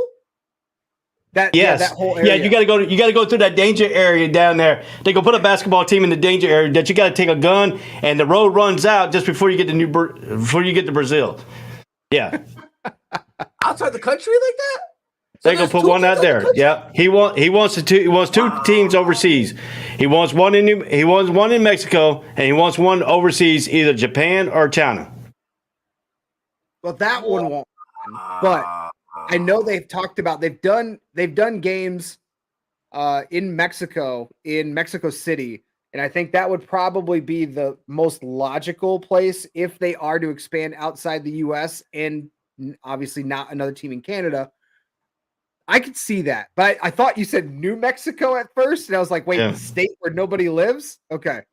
But I think I kind of agree, but Seattle and Vegas are two of the teams that are going to get an NBA franchise. And I think that third one, I'm on the same boat. I think if they expand outside of Canada and the United States, it probably will be Mexico City. I don't think it happens still anytime soon, but I think we get two more expansion teams in the next 5 years. I don't know. And the only reason why I'm saying I don't know is because, like, for me, I just feel like they said for the longest that they were going to do this, and they just never have. So here's my thing. I think before they even consider that again, I think they're going to want to make sure that there are financial backers who probably not only are in place, but like will build a stadium for themselves. Well, for Las Vegas, I have a belief about what LeBron said. I don't agree with everything LeBron says, but I have a little bit of theory. I think LeBron has money back in this Las Vegas team. I think he has financial people, and this is what he's going to do when he retires. Yeah. Basically, that's what he's going to when he retires. Because he's going to be an owner. Right, when he retires, he says, "I'm going to own a team." He don't care what team it is; he's going to own a team. And I think Las Vegas will. I think his choice of city will be Las Vegas. If I'm Bron, you know what I do? I buy a minority stake in every team so I can get a ring every year. Yeah, catch me now, MJ. Catch me now. So I mean, he wants to own a team because he's got to follow MJ's footsteps again somehow. So settle down, because Michael Jordan as an owner is dog water. He's worse. Yes, he's a worse player than he is owner. So that lets you know how bad he is. He's a bad owner. Yes. Yeah, he's a worse player. But he has LeBron. He wasn't a worse player than. Come on now. Michael Jordan done more stuff in the NBA than in a short amount of time than LeBron did. You know, we're not doing that. I'm just letting you know that. I'm just gonna say this.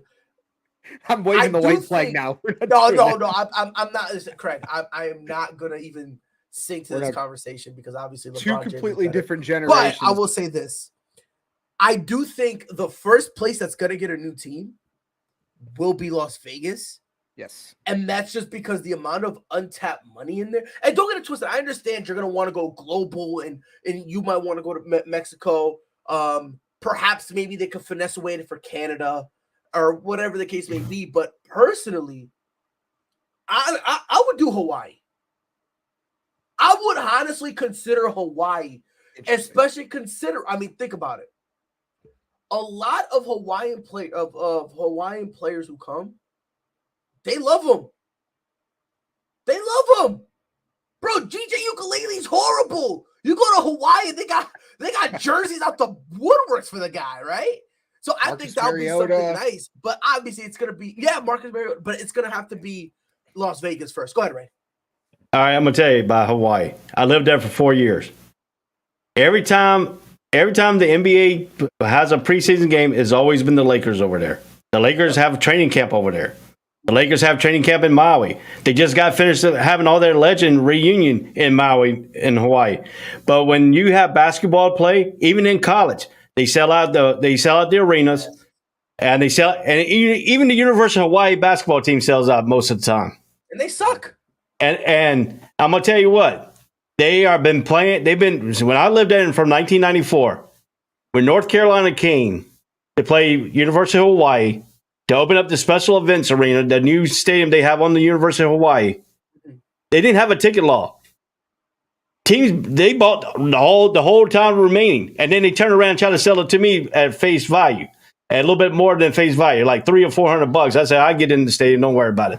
But anyway, I attended the game in 1994. But basketball is bigger in Hawaii, and you want to tell you about selling out of stadiums? They will sell out an entire stadium, and only thing about that is too, they have flights that are cheap to come in from Maui, come in from the Big Island, and so you're gonna get the fans coming in from that to come to these things. Everything that happens in Hawaii, even boxing, even professional wrestling, anything, it's always sold out, and that's what the NBA needs to tap into. Hawaii has a lot of money that nobody can tap in. Nobody taps into. The NFL used to tap into it when they brought the Pro Bowl. Then they stopped going away from that because the NFL saying it was too far for them to fly everybody and stuff like. And it started progressing when John Madden said, "I'm not going to Hawaii no more. I'm not going to take my RV and put it on the barge because I don't fly over there. I don't fly at all." So that's when they started looking at other places because John Madden said he didn't want to go over there no more. But Hawaii has unblended of money you could tap into, and the NBA will be solid over there because everybody likes basketball. Yeah, and it's weird how that's too far, but they'll go to London. Imagine.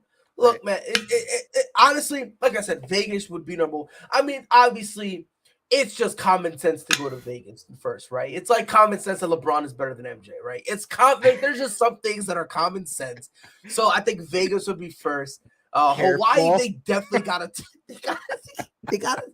I'm just trying to go through real quick so that way, because I got Ray like this. Even Damon said that Michael Jordan's Space Jam is better than LeBron's. And Ray, funny part, Ray, if you agree with Damien, there's something wrong with that statement. I'm just gonna say that he is. Michael Jordan's not good. Michael Jordan's Space Jam was better than LeBron's Space Jam. Hold on, Craig. What'd you say? I'm gonna say the latest Space Jam was not good. You're okay. If the latest one is not bad, then the first one was a poverty movie. I'm just gonna. All I would.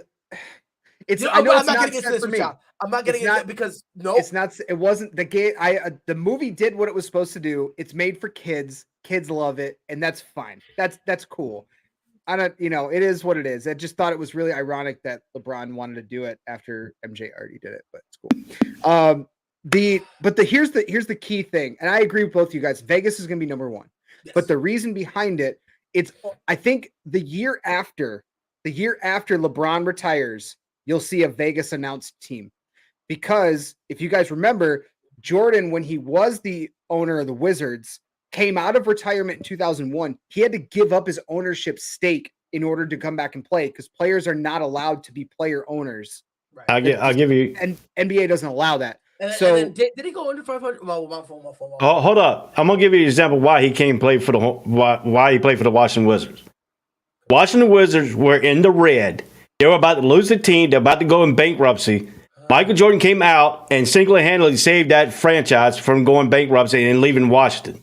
He didn't want the team to leave Washington because of the history of the Washington Bullets and all that stuff with the team. And that was the only thing that was driving Washington is the Wizards. The Wizards is the only team that are dividing Washington, because the Redskins don't play in the Commanders, who are the freaking are. You're so bad trying to make it seem like MJ did that for great. No, it was an ego move. Everyone said he couldn't do it, and he basically tried to say, "Oh no, I can still do it," and he came back. It's not because he's a great guy. He didn't try to say it was an ego move.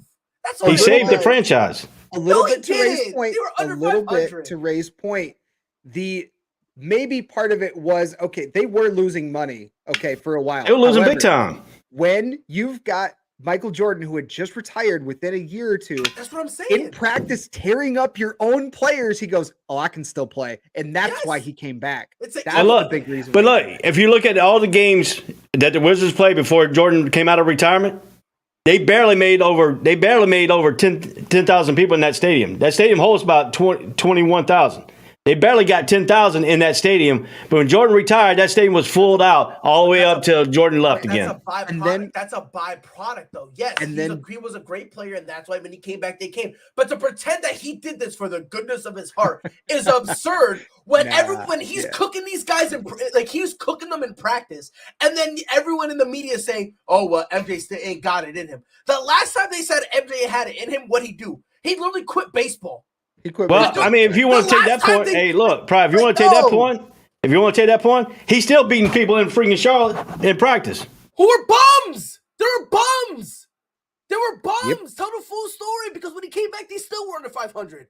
They were bums. But they reached the playoff the last two times. Who? The Wizards? No. The Hornets. I was about to say, you out of your mind. About the play-in game, right? Okay. Yeah, they made the play-in game twice. That's a step. That's a step. I mean, everything's a process of step. You don't want to go out and jump big. You got to play step by step. Craig, didn't MJ one time use his third pick on Michael Kidd-Gilchrist? My fault, I'm talking too much. By the way, Craig, did you know MJ when he was cooking the Wizards players at practice, he was cooking Kwame Brown? What are we doing here, man? The guy he picked, by the way. What are you doing? But hey, the Wizards, he got so mad at Rip Hamilton that he traded him to Detroit. And for that, I thank you, because it gave us a title. All right. Yes. I don't want to go down this road anymore. But so this does LeBron James end up owning an NBA team? Yeah. I think so. And it's going to happen. I think the Vegas team will get announced right after, like literally within the next year after LeBron finally decides to retire. If I was smart, I would, the Cleveland Cavaliers, I would have his mandate the owner to sell the team to LeBron. If I was smart. Good luck. But here's the thing. They had a handshake deal on that before. And then because the thing was, when LeBron went back to Cleveland, after they won the first ring, Brown was like, all right, look, I did my part. Like, I told y'all I was going to deliver a ring. When he got the ring, him and Dan Gilbert were kind of like talking, like Brown was like, all right, when I'm out, I want ownership here. And they had a handshake deal on it. But like always, Dan Gilbert backed out on it. So LeBron was like, all right, cool, whatever. Which is now why you see him changing his focus to Las Vegas. Because originally he wanted to own the Cavs. But then when Dan Gilbert was starting to be a piece of dog doo-doo all over again, that's when he started looking towards Vegas. But, I mean, if I'm Bron, hey, I'll go to Hawaii. Honestly, and Ray, you know this, because like I said, because, you said you live there. Dude, they will literally, you could be over. Get the Sacramento Kings and put them in Hawaii. They're selling out every game. Dude, I'm going to tell you what. They played an exhibition game when I was over there. They brought the losing team, the worst team in the NBA. They brought them all the way over to Hawaii. And they played against a mediocre team, but not a real known like the Lakers and stuff. They brought this other team over just to test the theory out. The stadium was blown out. It was full. You couldn't get tickets. Yep. So if I'm them, I understand they probably want, like, honestly, I understand he wants to go to Japan. I get it. I think that difference is just too much. I think that the time zone difference and the actual travel is just ridiculous. I think that's absurd. You know what I mean? But if you're not going to go there, Hawaii. Yeah, I do want to touch on this point, Damian. The Raiders, sure, use that NFL as example, but the Golden Knights in their first year as an expansion team, franchise. I'm not even going to talk about the success they had on the ice. They sold out much of their schedule. Yes. People, and you ready for this? Showed up for the Knights in the NHL. So I'm not going to say that they see what they're going through right now. You're talking about on the field, on the ice production. In the stands, people show up for the NHL. And you ready for this too? The Oakland Athletics are going to end up in Las Vegas. Oh, after the baseball season. 100%. That's okay. So that's an interesting point, and I don't really want to go down the road too bad. But there's already a minor league team in Vegas, so you would have to get rid of said team to bring in a professional team. So now you're talking about there's a lot of different moving parts to make that happen. While I don't disagree, I think it's very unlikely that Major League Baseball will have a pro team in Vegas. I think they switch it. I think that minor league team, I think they put that up there in Oakland, and Oakland goes on to Las Vegas. I think that's a possibility. Now, again, to your point, I don't want to go deep into the conversation, because this is probably a better conversation for another day. But I do get your point, though. It won't just be picking up Oakland, putting them in Las Vegas, and calling it a day. There's definitely going to be more moving pieces in place that's going to make in order for that to be a reality. Well, I mean, Oakland doesn't have a contract with the stadium no more. The stadium contract ran out this year. They did an extension. It runs out this year. They said they're not going to renew it. So the team is out of Oakland, regardless where they go. But they're out of Oakland right now. Right.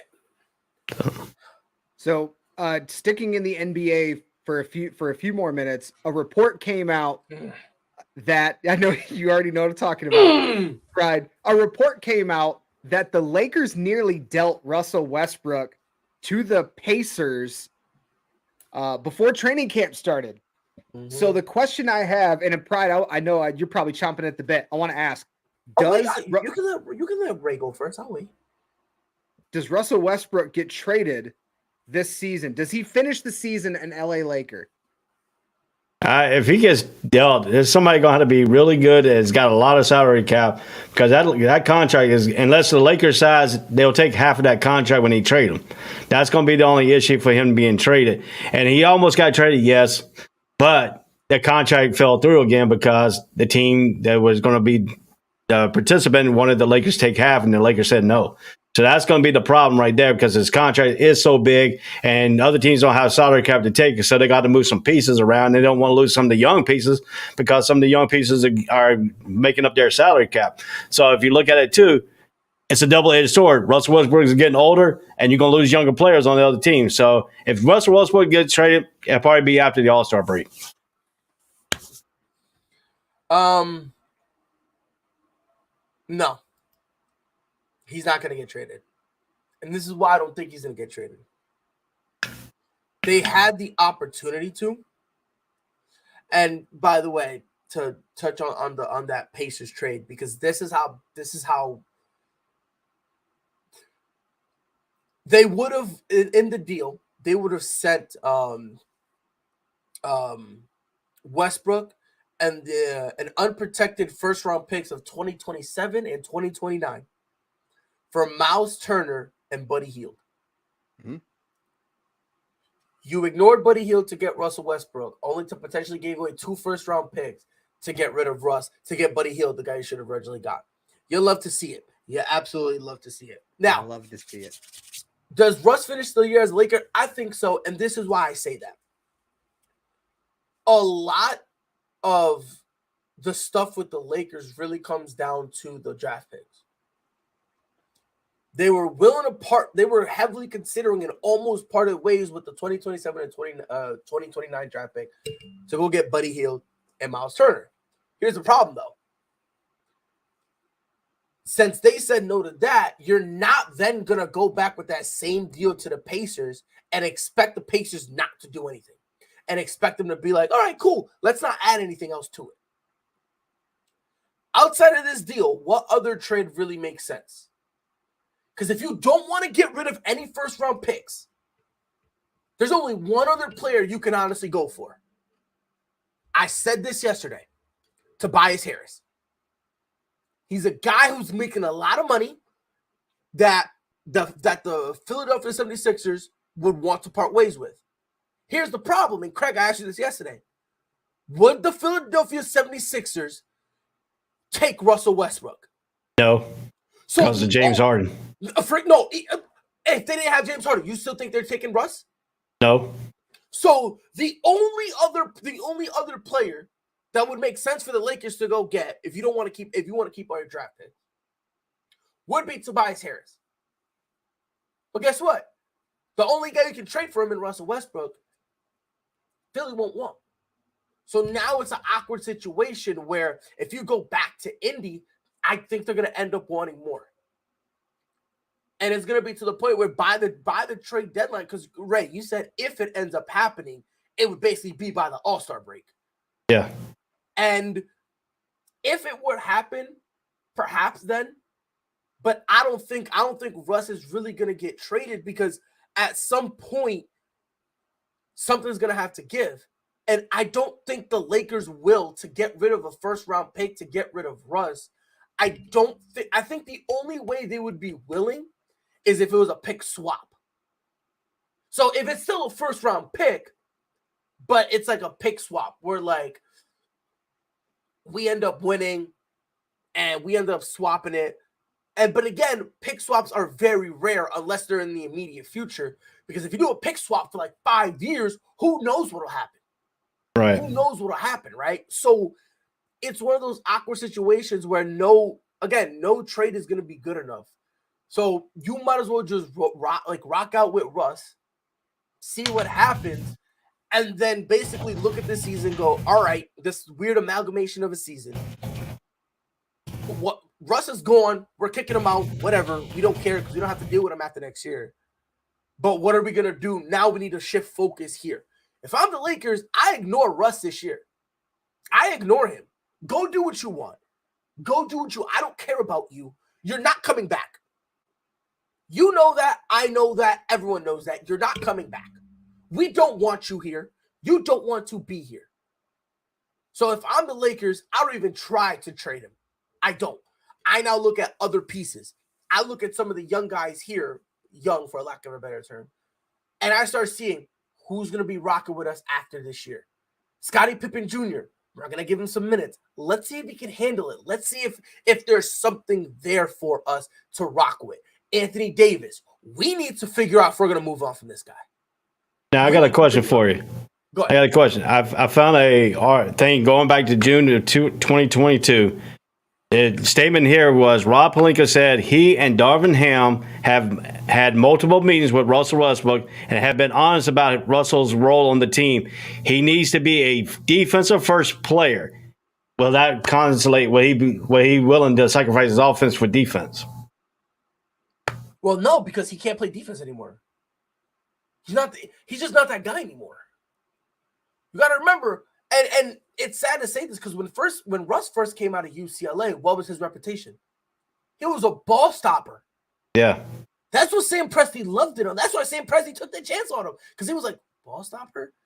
I can kind of mold this kid into something. And then the longer he's been in the NBA, after 5 seasons, he stopped playing defense.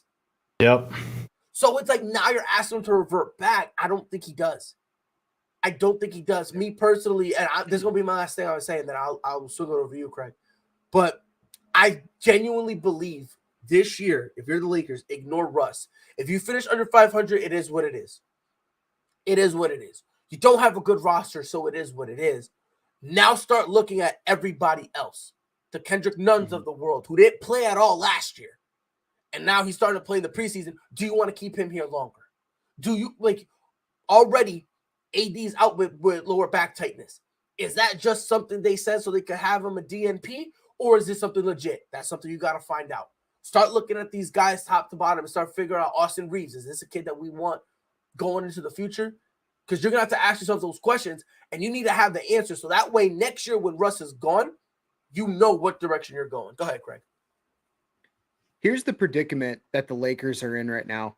You already mentioned Anthony Davis struggling with injuries. LeBron James is only going to play for so many more years.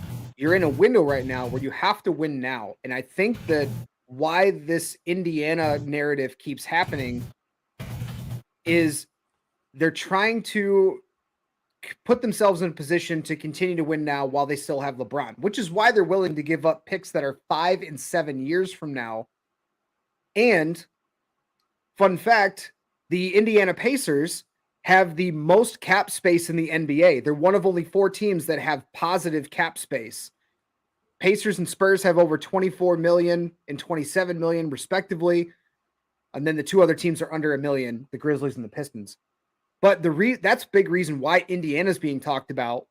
But if you are Indiana, you're obviously not going to win or get to the postseason if Russell Westbrook is on your team. So you're not going to make that trade.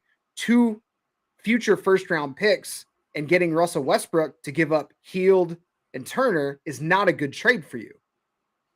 Russell Westbrook has the second highest salary cap hit this year at $47 million behind Steph Curry, who's got 48. And he's a free agent at the end of this year, unrestricted free agent this year.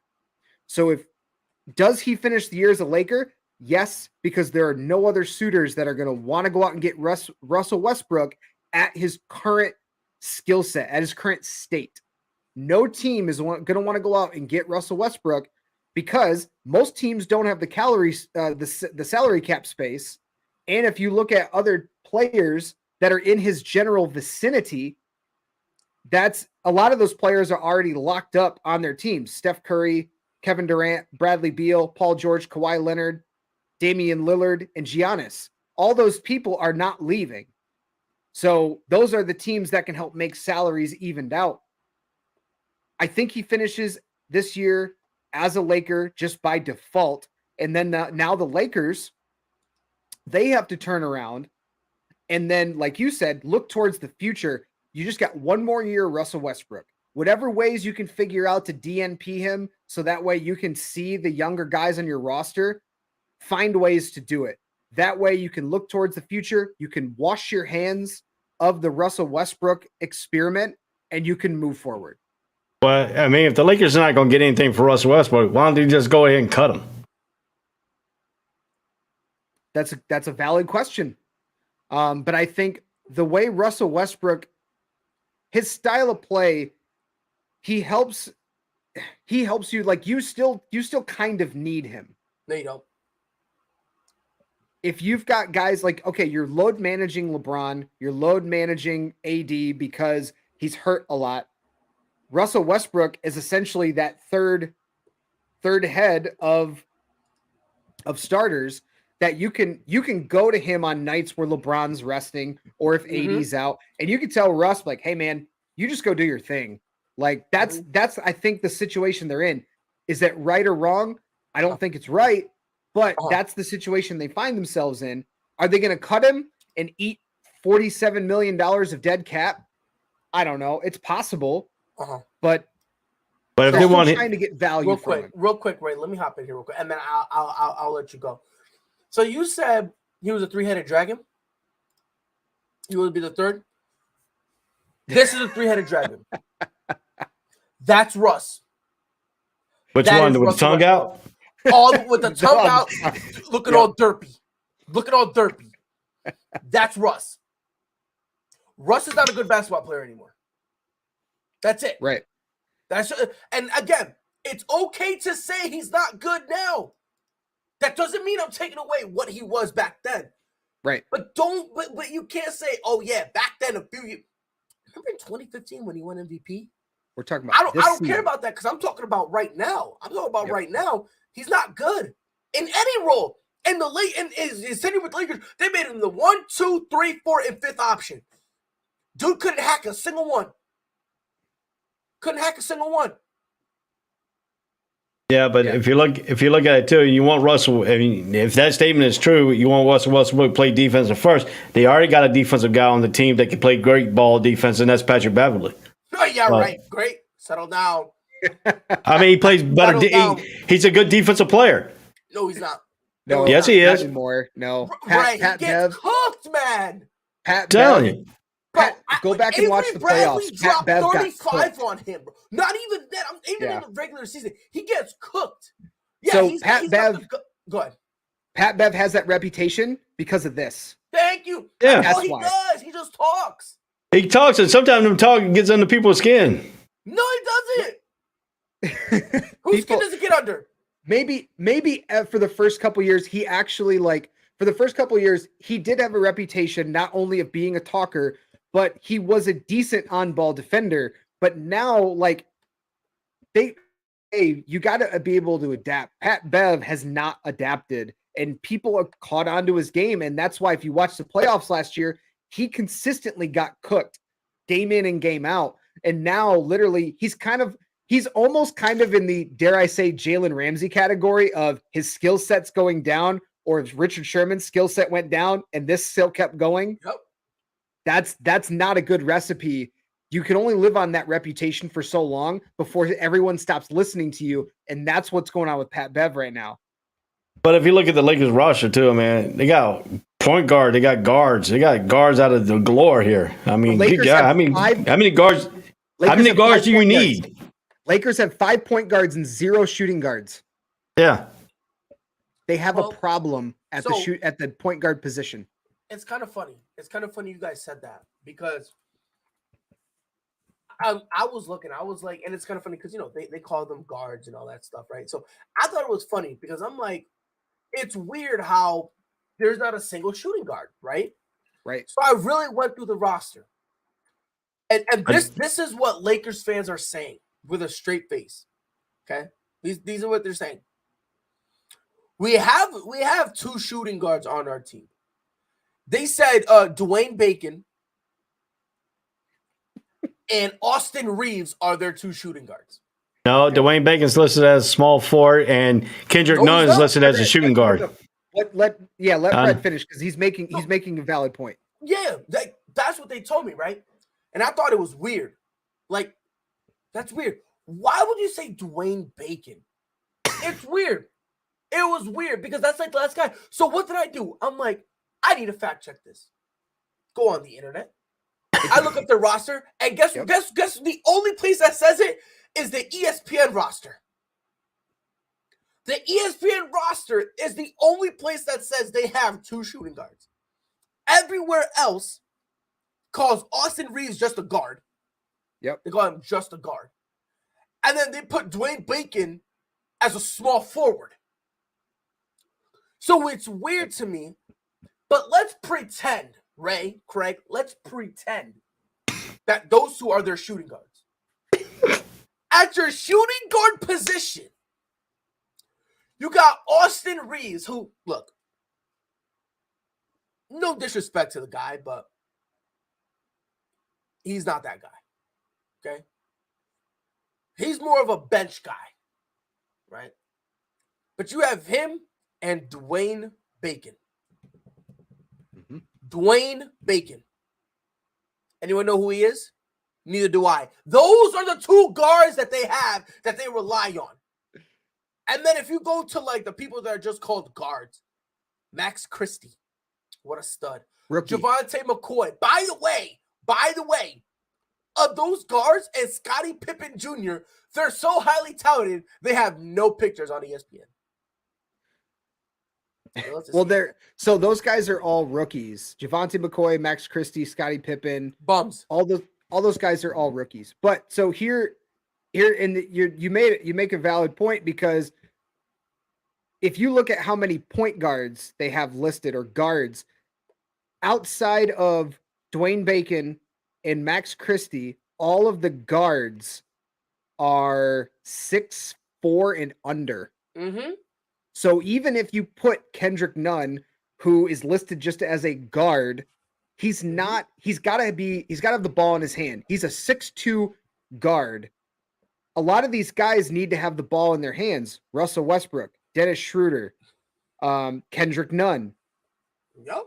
Pat Bev. Well, Pat Bev is just Pat Bev. So you got 5 different guys at the guard position that all need the ball in their hand to be effective, and you've got them all in the same team. And I forgot that they even got Lonnie Walker IV in the offseason.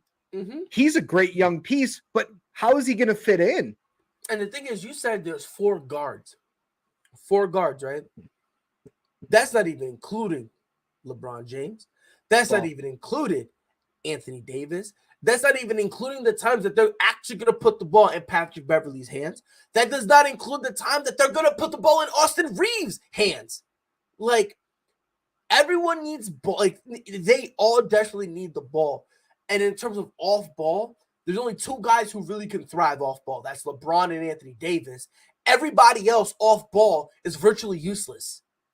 And then on top of that, they bring no defensive. They don't bring any defense. Like, Austin Reeves sucks defensively, but I'll give him credit because he hustles. He tries. So I'll give him something, right? I'll give him some credit. Kendrick Nunn gets beat one time and lets everyone go. They do a simple crossover. They do a simple crossover. He goes, oh, well, I'm beat. And it's like, he's still in front of you. Oh, okay. I guess I'll keep playing. Like, you don't know. You don't know what Dennis Schroeder is going to give you either. Probably nothing. No. But Dennis Schroeder just he's had such an up and down career. He's not. I don't know. I don't know how to explain him.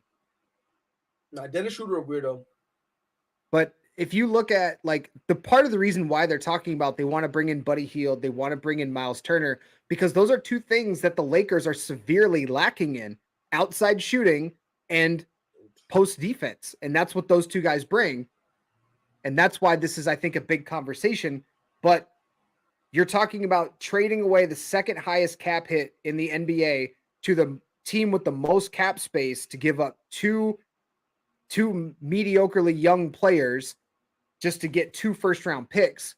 That's not even trade. So I think that's why this has kind of stalled out, because the Pride, you mentioned it, the Pacers are looking at this going, just 2 first-round picks and a guy that we're going to lose at the end of the season? That's not a fair trade. We don't want that. Right. And most teams are not going to go after that. I mean, he's got 1 year left on his contract. If they can't get nothing for him at the end of the season, then it's a really non-salon. Why don't you just go ahead, like the Lakers said, why don't you just go ahead and cut the dude, get rid of him off the team, period. You don't have to worry about him, because he's going to be the cancer of this team. He's going to be the cancer in the locker room. He's going to be the cancer on the bench. He's going to be all kinds of cancer for him. And his team is not going to gel because he's the one constant of the person. If you put Russell Westbrook in any locker room, and he has proven this, you cannot win with the dude. The dude is a cancer in every way he has been. And the thing is, too, on top of that, on why they don't want to cut Russ, the Lakers are so down bad that they actually think they can get something for Russ. Yep. They actually think they can get something worth it of Russ. And this is why the Lakers, and also their fans too, this is why Lakers fans are all, and the Lakers organization is stupid. This is why they're brain dead.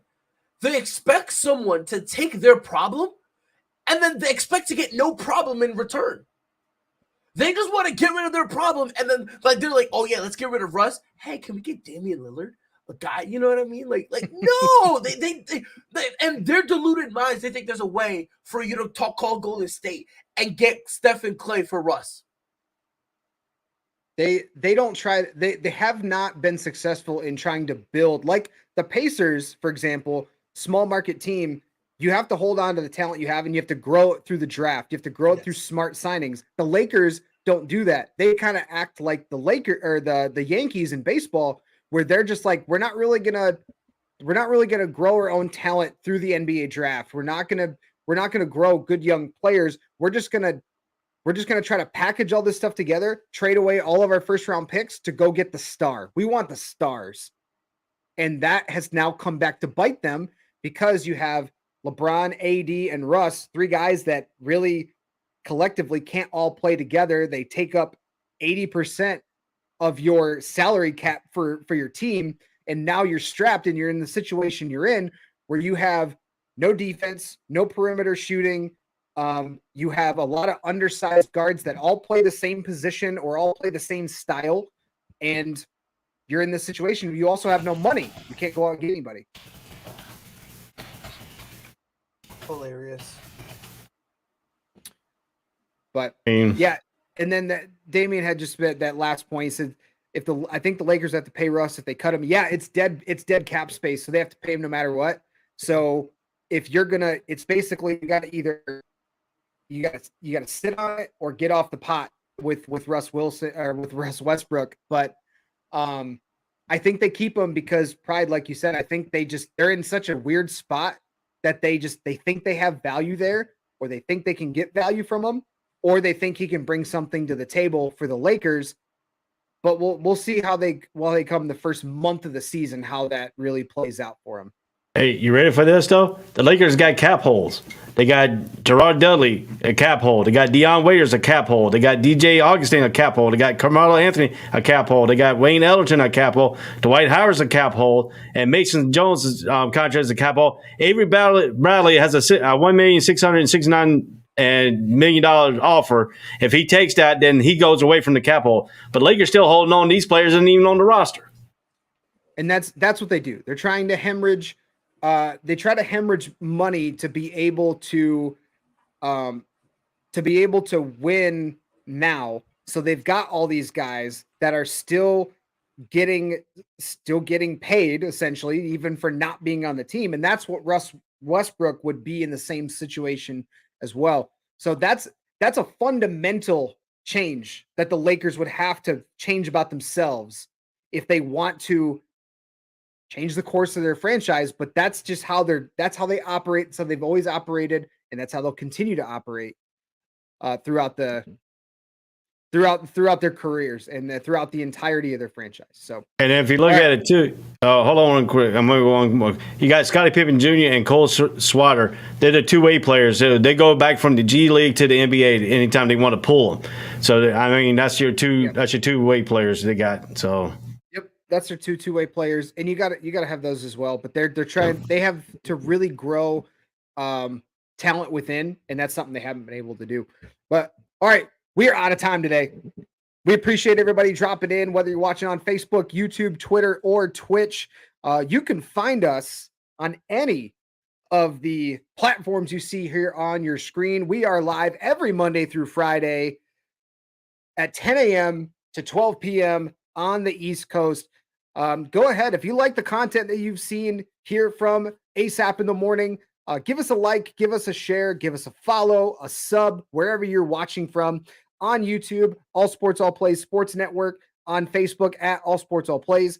On Twitter at ASAP Network 1. And on Twitch at ASAP Network. We've got a few goals that we're trying to hit. We're just over 9,000 followers on Facebook. We're just under 800 subs on YouTube. So we're trying to hit that 1,000 mark, hit that 1K mark. So if you want to support the channel, please feel free to like, share, comment, and subscribe. Coming up later today, we have the afternoon blitz coming at 1 o'clock. We have easy money at 3 o'clock. I believe Jags Nation, is that tonight or is that tomorrow night? That's tomorrow night. Tomorrow night. I don't know why I think it's Friday. My mind's already in Friday mode. But tomorrow we're going to talk college football preview. We're going to talk Major League Baseball playoffs. The wild cards get kicked off tomorrow. We'll also talk about tonight's Thursday night game, the Broncos and the Colts. And we'll talk all about that game here on ASAP in the morning. For Ray, I am Craig. Thank you so much, everyone. Have a great Thursday, and we will talk to you tomorrow morning. Peace. All sports, all plays. All sports, all plays. All sports, all plays. 365, we making a plays. You talking the game, get you through the days. We're high in the court, the dime in the lane. Variety topics living the same. All presentation, sports information. In the airways, taking the nation. All sport, all plays, they working your faces. Grace at the field, so tie the laces. All sports, all plays.